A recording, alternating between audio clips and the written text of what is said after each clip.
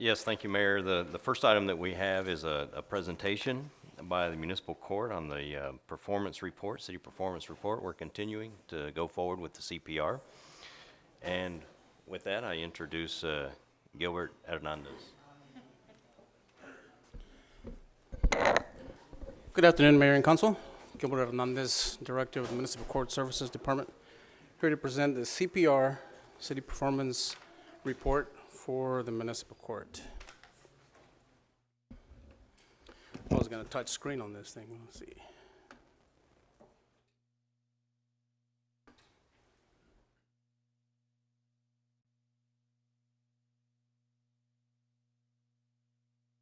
So the CPR, City Performance Report, is divided into 4 sections.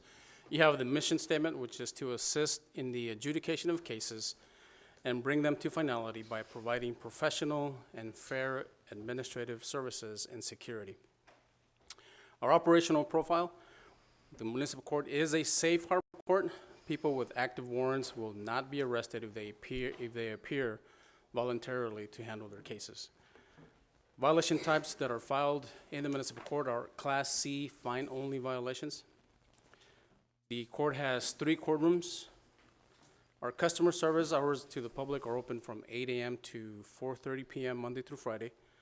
Customer service windows, we have 10 customer service windows and 2 phone operators. Division personnel, we have 33 in the clerk of the court, 5 in the city marshal's office, and 23 at the city detention office center. So total of these positions are 61, which you'll see a little bit below. There's 2 less than the previous years that were actually budgeted for this current fiscal year. Marshal's fleet, we have 5 vehicles, 1 transport van for used by the CDC. Type of enforcement that is used by the municipal court to bring people into compliance is the use of omnibase, which is a hold on your driver's license. Use of a collection agency for delinquent cases. Collection improvement plan, this is a plan that is administered or required by the Office of Court Administration. We issue warrants. Actually, judges issue warrants. We prepare those warrants so that the judges can sign. We do warrant reminder calls and delinquent notices and reminders.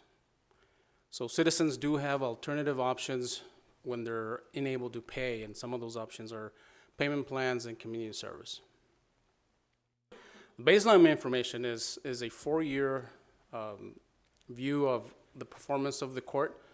As you can see, this is where you have full-time employees. Budgeted has been 63, pretty much flat for the past 4 years, except for this year, there was 2 positions less, and then next fiscal year we'll have 1 that will freeze as well.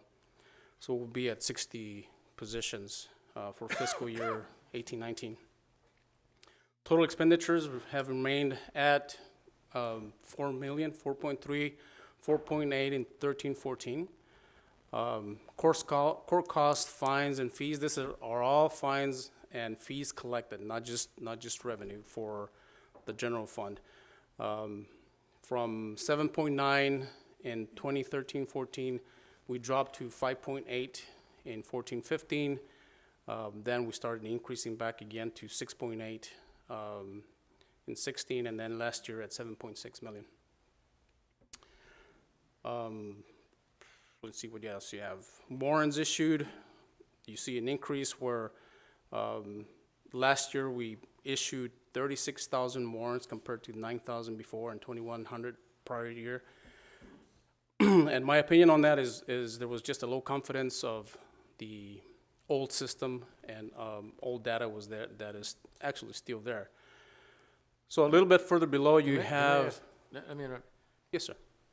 well, I don't know how long you reported, but anyway, go back and, I mean, you brushed over that pretty fast. How can you go from 9,000 to 36,000 and just, I mean, is that a computer error, or how do we do that?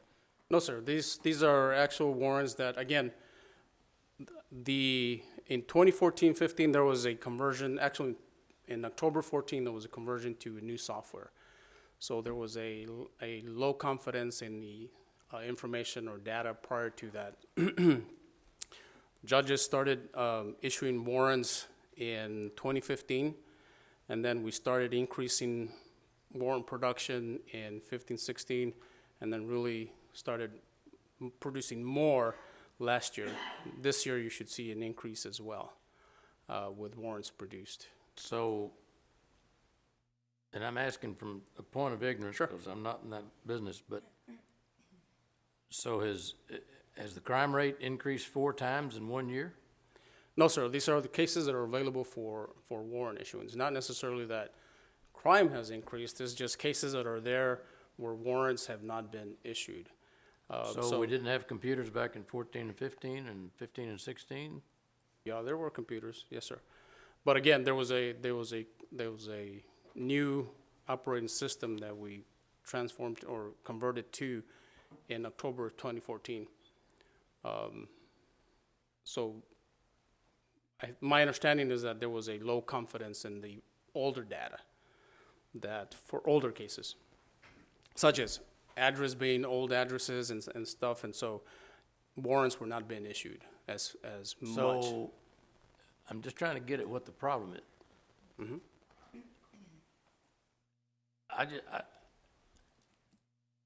And I remember, going all the way back to doing accounting on a ledger that was with a pencil and an eraser versus computers, but I mean, the job got done, and I'm just trying to think that, how do you go from 2,000 to 36,000 in 2 years? Were they just not, we don't know a phone number, so we just give up, or we don't have an address, so we just don't give up? These are the low-hanging fruit. We've got all the information, we'll file a claim, versus all of a sudden now, somebody's put it in a computer, it's 36,000? Well, we've actually. You've got the same number of personnel from 2014 to 2017, so you've still got the same number of bodies. Right, Crime hadn't increased, so are you saying from 14 to 16, they weren't doing anything? I can't say that they weren't doing anything, just the production wasn't as high. When I started, one of the goals that one of our goals was to increase warrant production. And so we added 4 people to the section that are responsible for preparing warrants for judges to sign. Because we know that obviously warrants that are issued brings people in. So it was one of the goals that we've made, and we've made a very big increase. I understand, and I appreciate that. Well, continue with your report. Okay, thank you. So down below, you have the performance indicators, which are the current performance indicators. So, for instance, you have warrants issued. Again, this is for April of last year. We issued 3,003 warrants.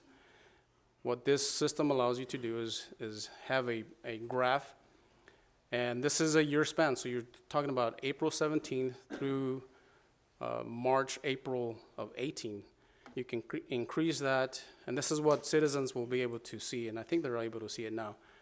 If you change this to 2015, then you're able to see where, yes, warrant production was low, and we started increasing it, and so this is where you can see that the production level of warrants has been increasing.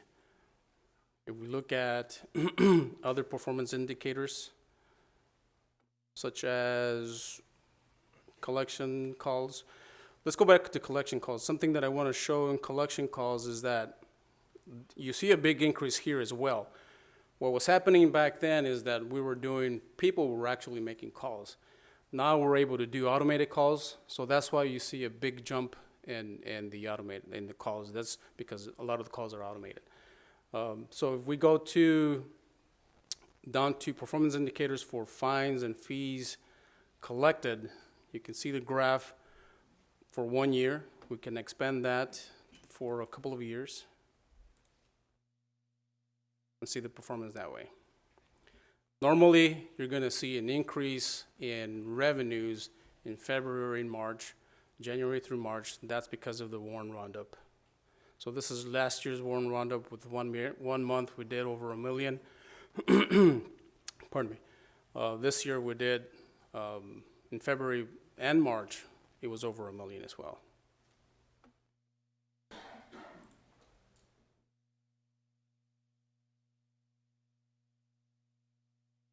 And with that, I stand by for any questions you may have. Mr. Garza?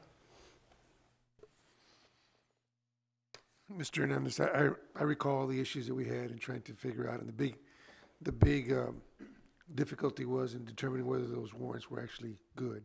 We were afraid we were going to go out there. The data, We yes. were going to issue warrants, and people had either already come in and paid, already came and made arrangements, but the data had not been entered into the system properly, so the judges did not have confidence that they were actually entering. And I understand some of the efforts that you're making related to increasing your production of warrants and collection calls. The biggest concern that I have, or the biggest direction I'd like to see us go, is trying to make it easier for people to pay. Those people that get issued a citation, and I'd like to see us have some sort of matrix or some sort of comparison. Amount of violations actually issued, and this is the percentage that we're collecting Collect before it gets to the warrant portion or before it gets to collection calls. Some of it has to do, I think, has to do with our own inability to be able to run a more user-friendly, I'm going to say, customer Sure. experience. Absolutely. And People think they're going to take a day or half a day to go over there and pay a fine that should take them 15 or 20 minutes to process, and so they don't go. Wait till they come chase me, and then I'll go and take care of it. And or the ability to be able to go in and pay online. Oh no, you got to come in and you got to do this and you got to do that, and you got to make it more difficult. You have to make the experience of actually taking care of a violation more difficult on them, like almost punitive. And that's where I'd like to see us get, is where we'd get a larger percentage of people, good citizens, being able to go in and be able to take care, or not even go in, but be able to take care of their fines Sure. online. And you bring up a very good point. We're researching and exploring what other items we can have to assist customers. We do have the online payments that has been very popular and brings in almost 50% of the revenue are paid over online. Last year we started email, so now a lot of people are emailing questions and requests without having to come into court. So we're continuing to explore what the other avenues we have that we can provide customer service that way. Thank you. If at some point you get less people actually coming in and having to stand in line and go through all that whole process, and you actually get more compliance, or a higher Yes. percentage of people paying Yes, their violations or their fines, then that's where I think we need to be, absolutely. I agree. because it takes less people to just have good customer service, get the people to come in, than it is to have to make the phone calls, even if you're going automated, Right. or having to do the warrants, to produce the warrants. Sure, sure. Okay, all right, thank you. Thank you. Anyone else have any questions? So, maybe it's just me, I mean, it just, looking at the numbers here, I'm trying to have a hard time, I mean, I don't know whether this is a good report or a bad report or just a report. Well, I see it as good, sir. We see that there is a increase in performance is what I'm seeing. The performance of the court, and bringing more people into compliance. Yes, it might have been a little low a couple of years ago, but we're improving that performance. Is what I'm seeing.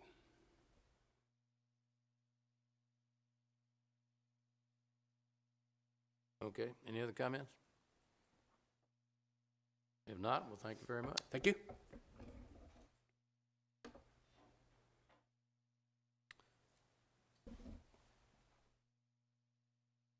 Okay. Mayor, next we have a presentation by Steve Vieta, the HR Director, on the health benefits update.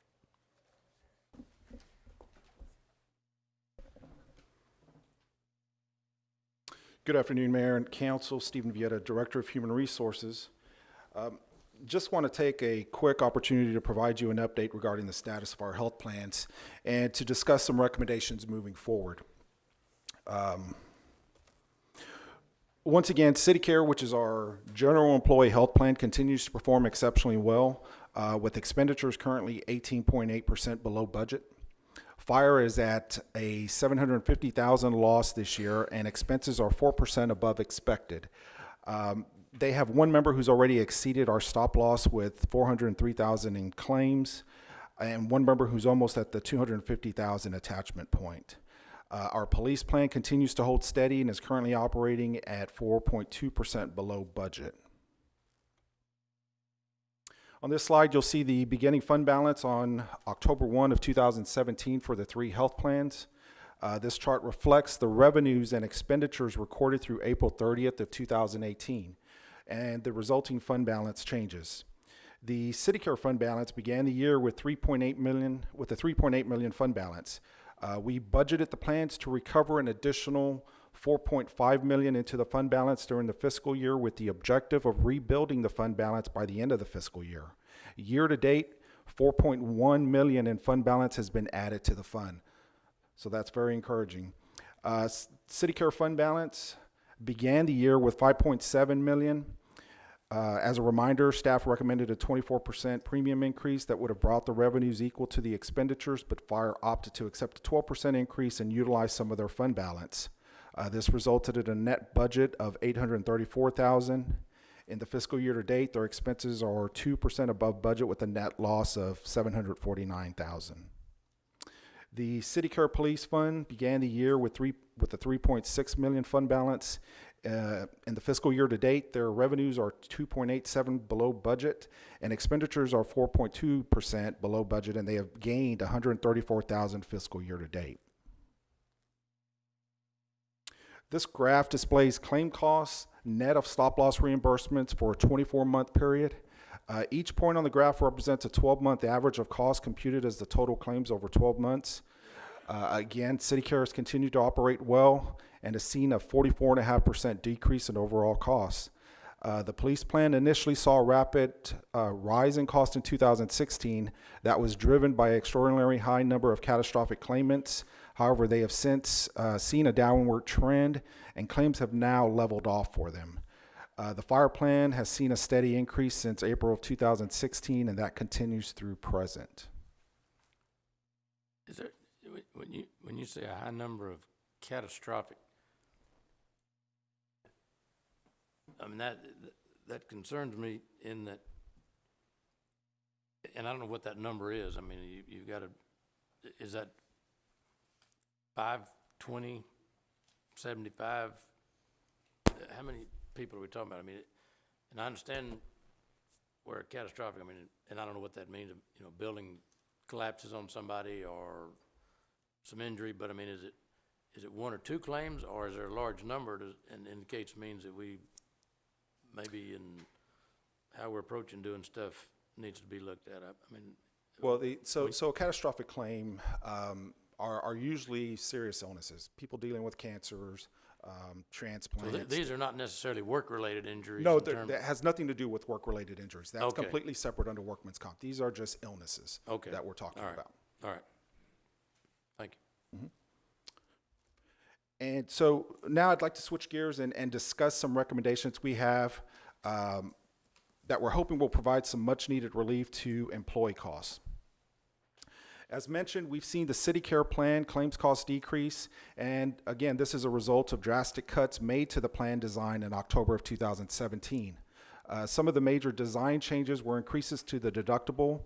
We had a previous level of $2,000. We increased that amount to $5,500.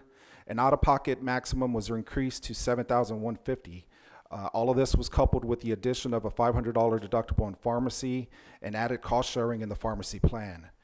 With all of these changes accomplished, what this allowed was the plan to rebuild its fund balance and limit the amount of claims expenses by the plan. However, all of this was done by shifting those costs to the general employees. So I'm hoping that this benchmark graph chart will provide you a better picture of where we are and where we're hoping to be. This first bar represents a benchmark of other city plan designs. This benchmark surveyed 48 cities throughout Texas. The survey showed that the benchmark deductible provided by municipalities, shown in blue, is approximately $1,300. And the out-of-pocket maximum, which is in orange, is about $4,000. These plans all have dependent contributions of 50% or greater. In our fire and police plans, you can see that they have no deductible and a $500 out-of-pocket annual maximum. By comparison, the third bar represents our general employees plan. Once again, this plan has a $5,000 or $5,500 deductible, an out-of-pocket maximum of $7,150. This plan also only covers 25% of the cost for dependent coverage.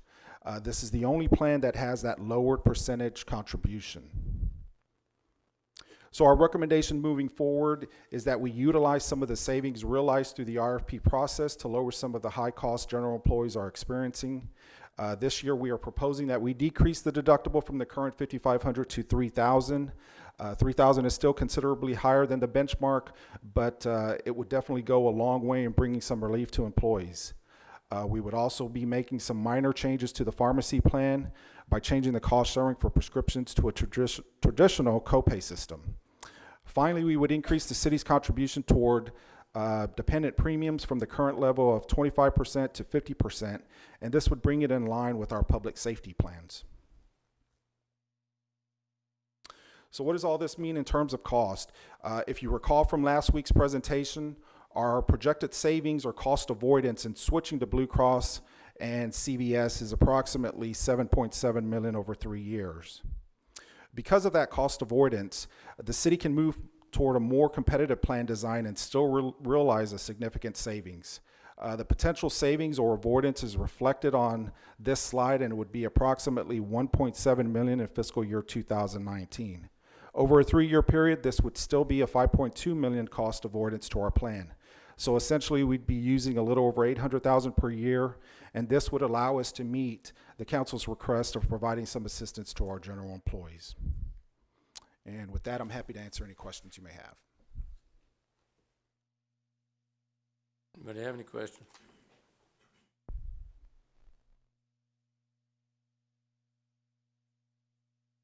See none. All right, thanks. Thank you.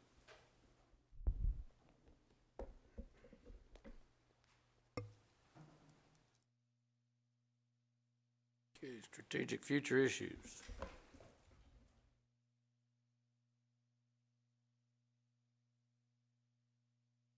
Reba George, Assistant Director of Support Services for Water Utilities.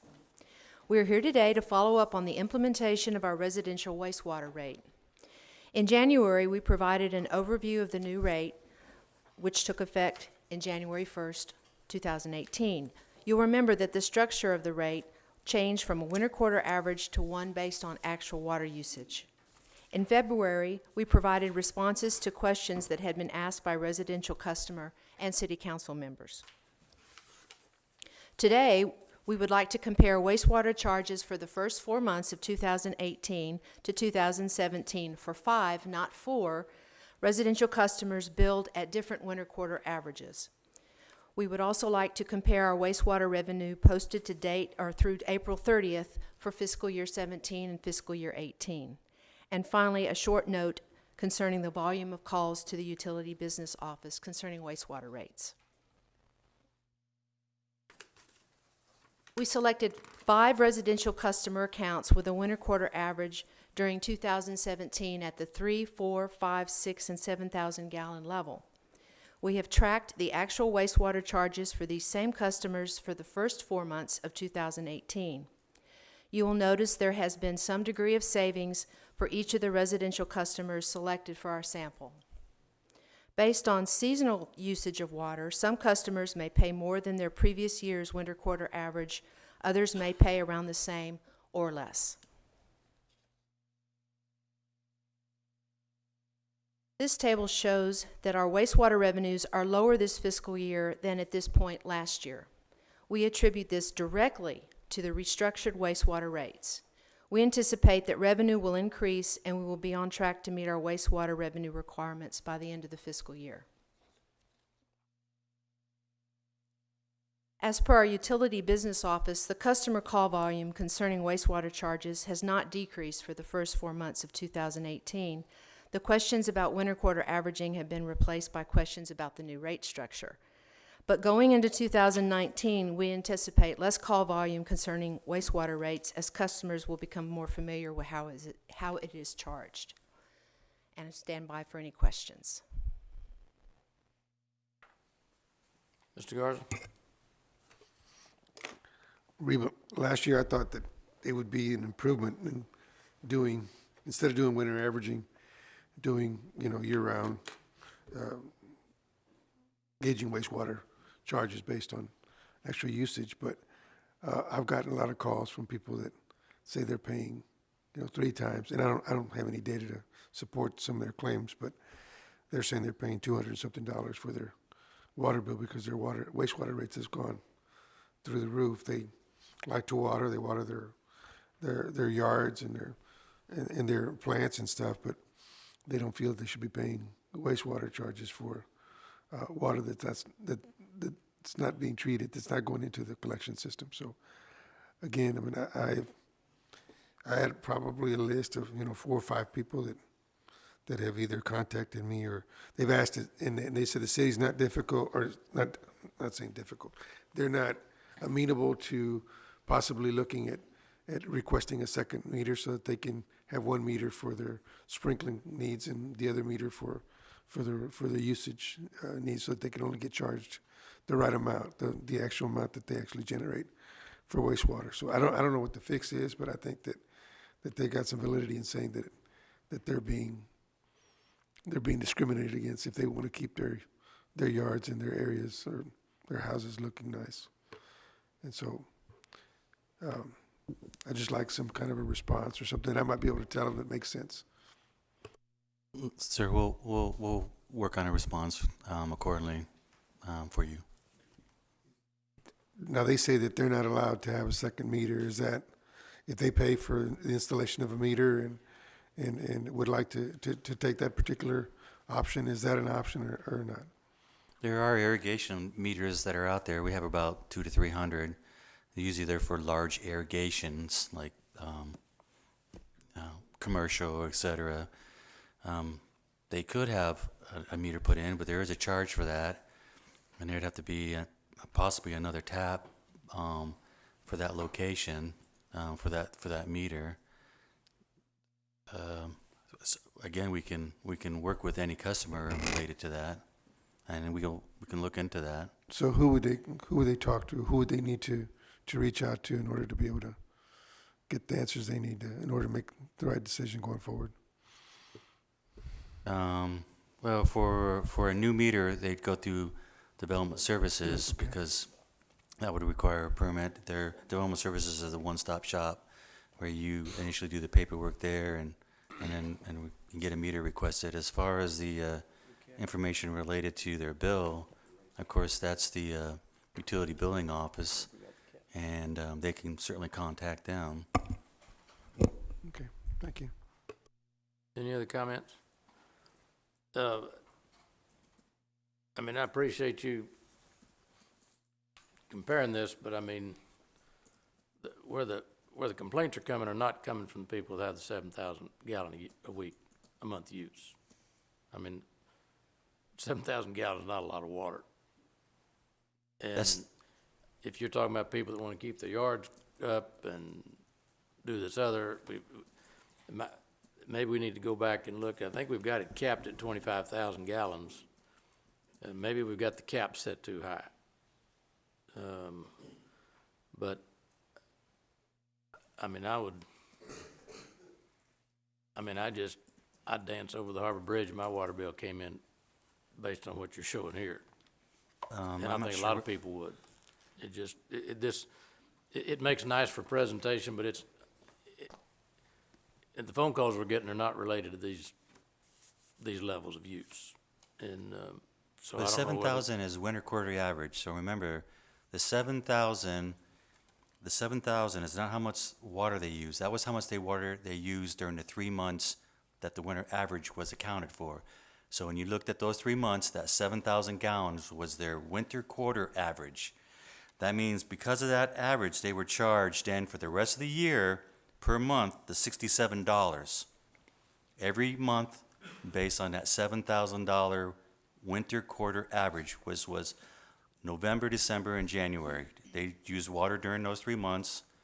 It was an average was taken, and the average came out to be 7,000 gallons for the winter quarter average. Based on that 7,000 gallons, then they were charged the following year, and that's always a question, because then we do it 7 months later, so the following year, they were charged for wastewater $67.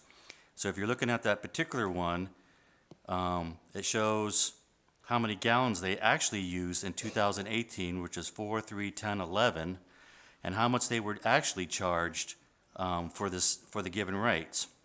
So for the winter quartering average, they were charged $67 in February or January, but because of their actual water uses, they were actually only charged this year $39, getting a $28 savings.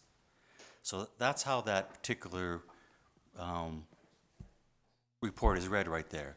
So it's not that they're using 7,000 gallons only. That's the 7,000 gallons as a customer class based on their winter quartering average in 2017 when we were doing that. Hopefully that clarifies that up. Not really, but I'm kind of slow, so it's not your fault, it's just I'm a little slow. Yes, sir. So I think,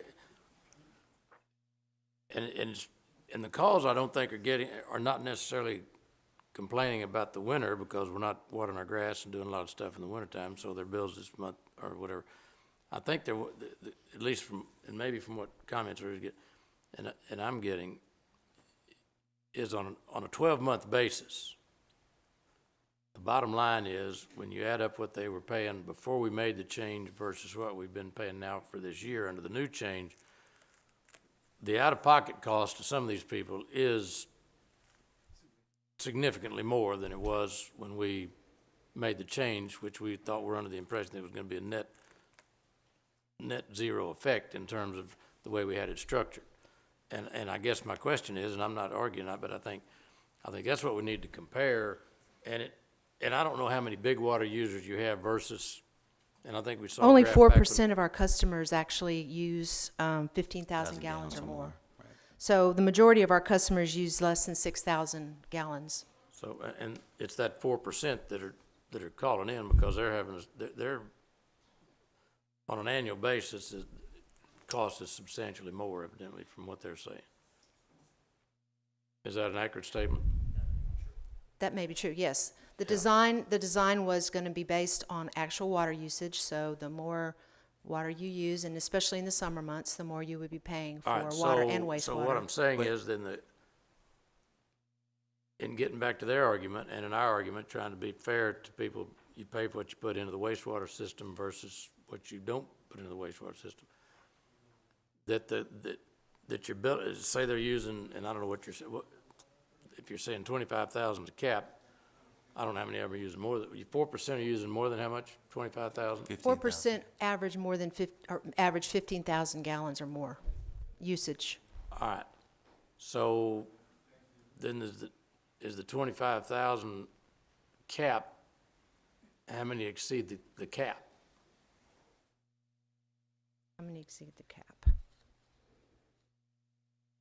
You know, I mean, maybe. About 1% of our customers exceed 25,000 gallons in usage, water usage.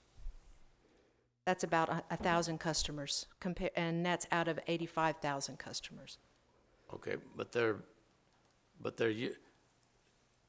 I guess what their contention is, and I think this is what is getting ready, is that even if they use 35 or 40,000 or 50,000 gallons of water,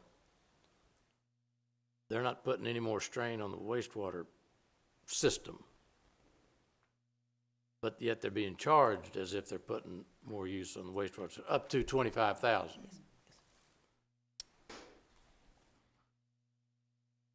it works the other way too. You can have a winter Texan come in and only be here for the winter and get charged a winter quarter average. And say that person uses over that period of time 4,000 gallons, and I'm just picking 4,000 because it's in the middle, or 5,000. Then at that point, that's $54 a month.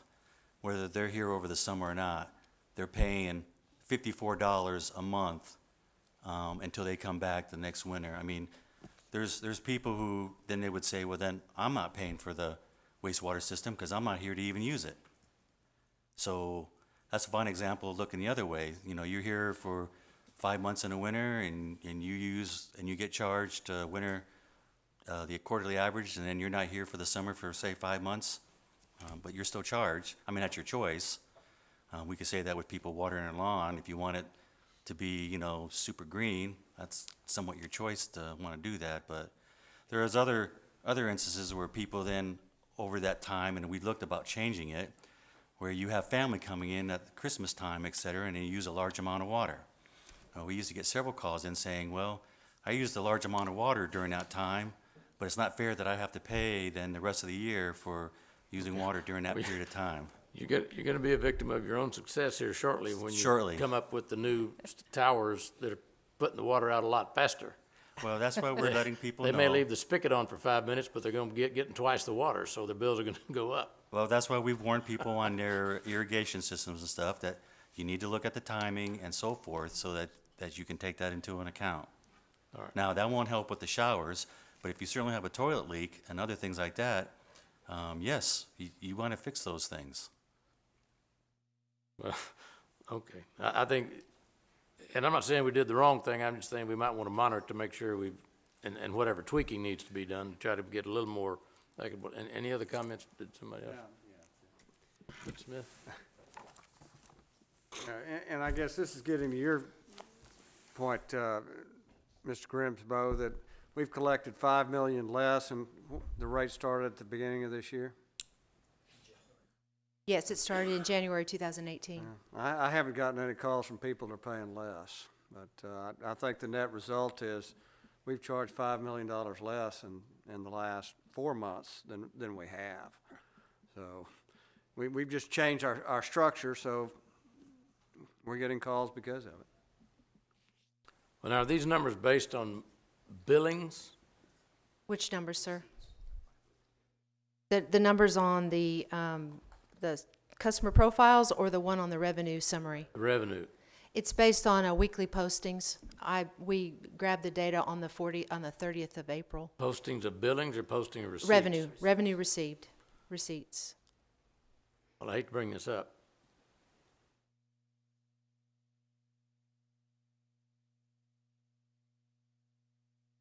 But that's revenue. I don't want to ask the question right now, but I think we need to look, and I think recently we've shown that our collections are not doing real good. So I'd like to, we just need to make sure the numbers that we've got are good, at least my interpretation, and correct me if I'm wrong, but I mean, the information we've got, and it became pretty obvious, we've got a lot of uncollected bills on our utility billing. So that's why I want to make sure we're not using numbers, what we're billing versus the receipts.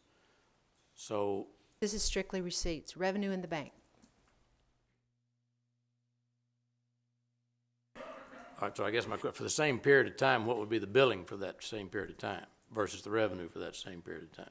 I don't have that data with me, but we Well, can that's obtain what's it. kind of, that what may be kind of scary, and why you're saying it's not that we haven't billed out 5 million more, we just may not have collected it. I mean, is that a fair statement based on it? Well, we'll have to look into that. Yeah, because I think we've got it, we've got, and maybe it's been corrected, but it appears to me we've got an issue with collections over in the utility collecting business. And I don't need to go into more detail now. I think y'all are well aware of that situation, but we've got to crank up to get our collections a little closer to what our billings are, but I'm not sure exactly where that is right now. Mr. Smith? Thank you. Councilwoman Lindsay Opal isn't here, and she heads up the billing committee, but Councilman Roy and I are both on that, and as we looked at collections, we have a small amount of accounts, one in particular that has not paid, but I think our overall collections look pretty good. We discussed that. So if we back out that one miscreant on there, I think we're actually in pretty good shape, because part of the committee review was we were going through all of the aging on there, and the amount of write-offs, the amount of aging billing was normal. So we had that exception of which was a material exception, but I think our collections otherwise are good. But to get the data both the cash and the accrual side on there would be most helpful so we could answer this question. And it, Mr. Smith, the data that we were looking at in that committee was also just commercial. is this commercial and residential, or is it just residential? Yes, this is total revenue, Total revenue, okay, wastewater. okay. Any other questions, comments? Stay after him, thank you. Thank you.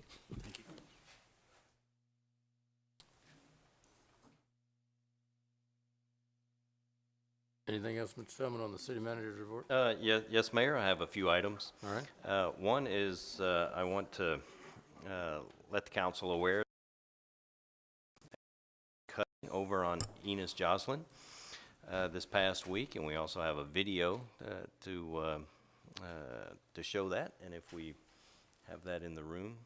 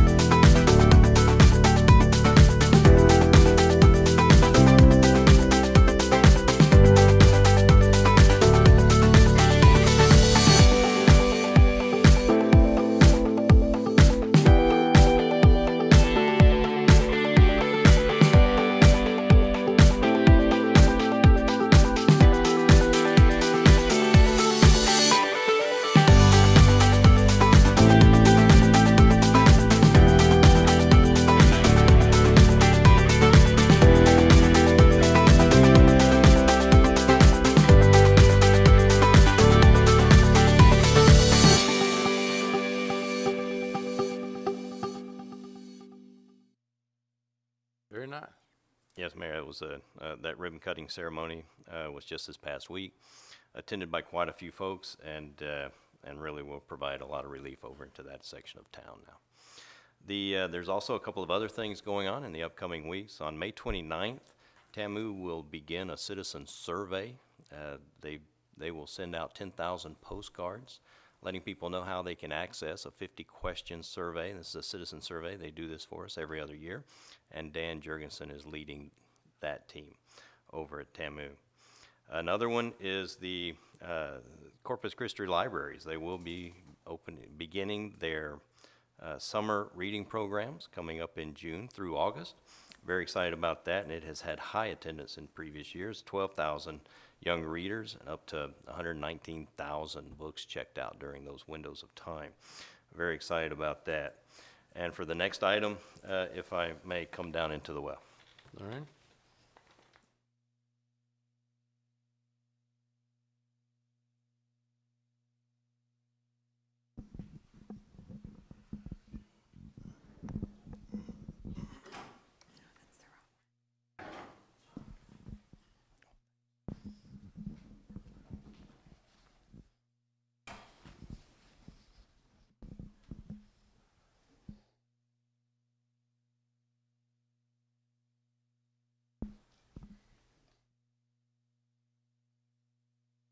Mayor, we're really excited. I'm excited that my first time in the well is an opportunity to recognize firefighters on our team. And that to me is a great honor, and I feel privileged to stand here with them.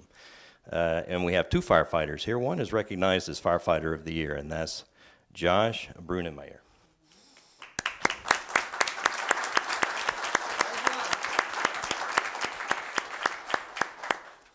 A couple of items that he's particularly noted for over the last year. During the Resurrection Week, he was instrumental and demonstrated great leadership in the Easter Basket collection team, also with the MDA collection and Special Olympics. Thank you for your service and what you did for the city of Corpus Christi.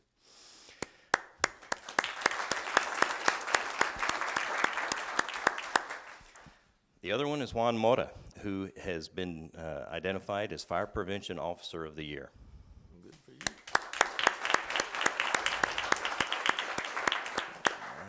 Mr. Mora has been on the team for 34 years, and during that time period, since 2003, he's been a stalwart in in our efforts and the city's efforts to protect people and property through code enforcement and inspections. And we thank you for your service to the city of Corpus Christi. Thank you.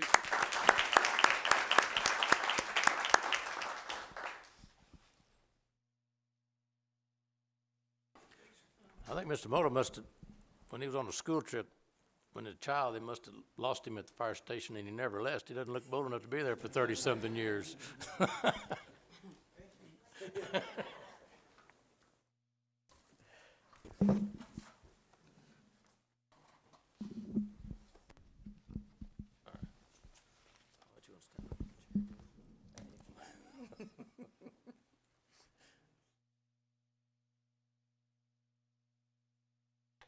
Would y'all like to say a few words? I'm good.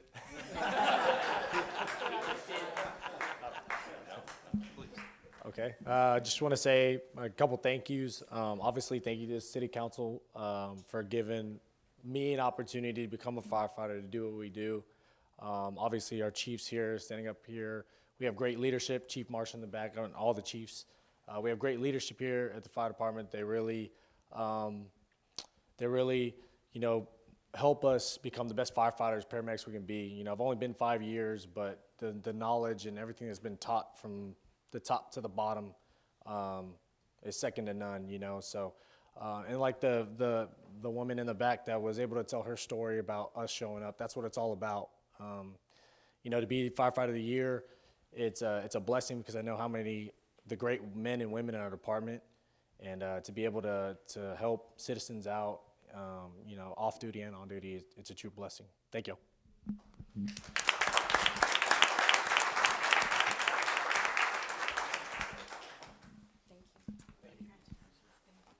Congratulations. Congratulations. Appreciate your work.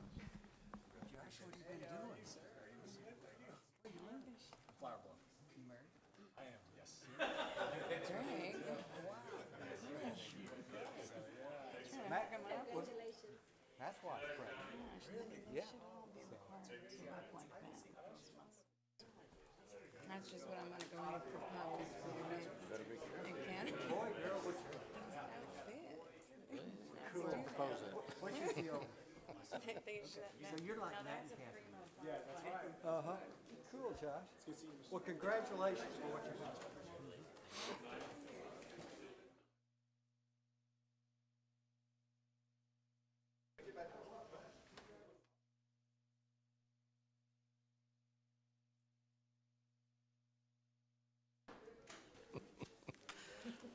Okay, well, good report. All right, that conclude the report? Yes, sir. Thank you, sir.